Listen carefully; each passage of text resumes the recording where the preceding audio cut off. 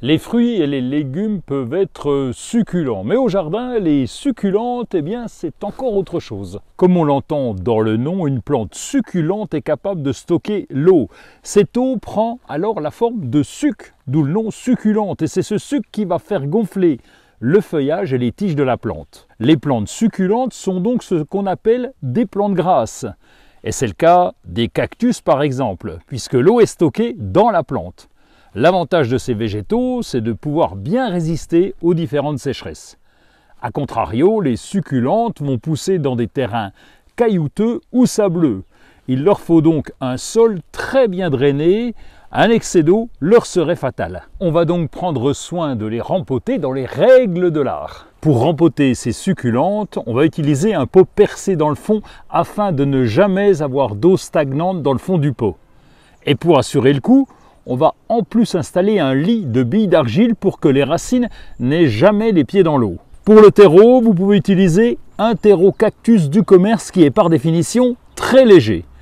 Mais un terreau rempotage fera aussi l'affaire si vous avez pris soin de bien drainer le fond du pot. Lorsque les plantes sont en pot, attendez que le terreau soit bien sec avant d'arroser à nouveau. Ce sont des plantes qui vont supporter le plein soleil et si jamais vous loupez un ou deux arrosages, elles ne vous en tiendront pas rigueur. On connaît tous les cactus, mais les succulentes sont très nombreuses.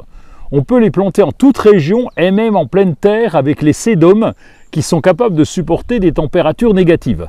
Il y a un grand choix d'ailleurs de sédums avec des floraisons originales.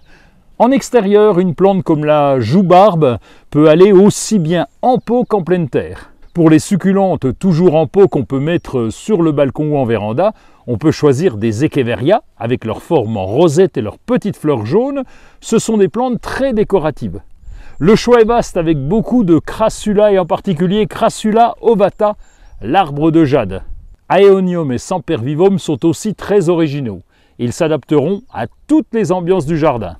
Vous l'aurez compris, il y a un très grand nombre de plantes succulentes. Ce sont des plantes parfaites quand on n'a pas trop le temps de s'occuper du jardin.